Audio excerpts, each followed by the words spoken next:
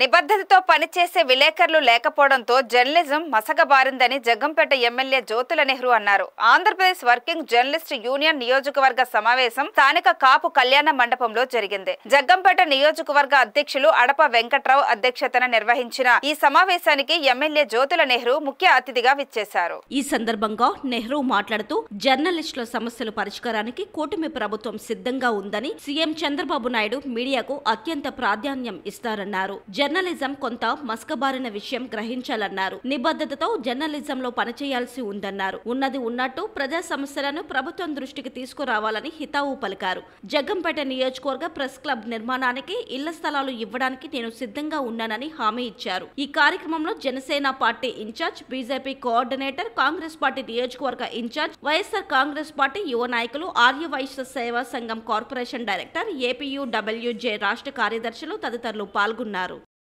గత ప్రభుత్వంలో ప్రతినిధుల మాత్రం నేను నాకు చేయండి, మీకు ఇంకొకటి ఇస్తానని మాత్రమే మీకు ఇచ్చేదే అది. మీ బిల్డింగ్ కట్టేది అక్కడే కట్టిస్తాను, దాన్ని జాగ్రత్తగా ఉపయోగించుకుని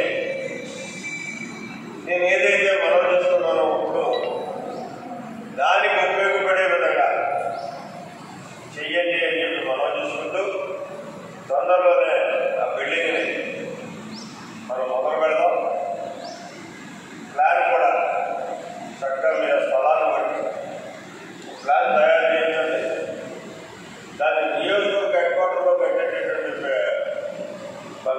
ఇదిగా ఆఫీస్ కాబట్టి, ప్రెస్ ఆఫీస్ కాబట్టి అందరికీ అనుభవం ఉంటారు.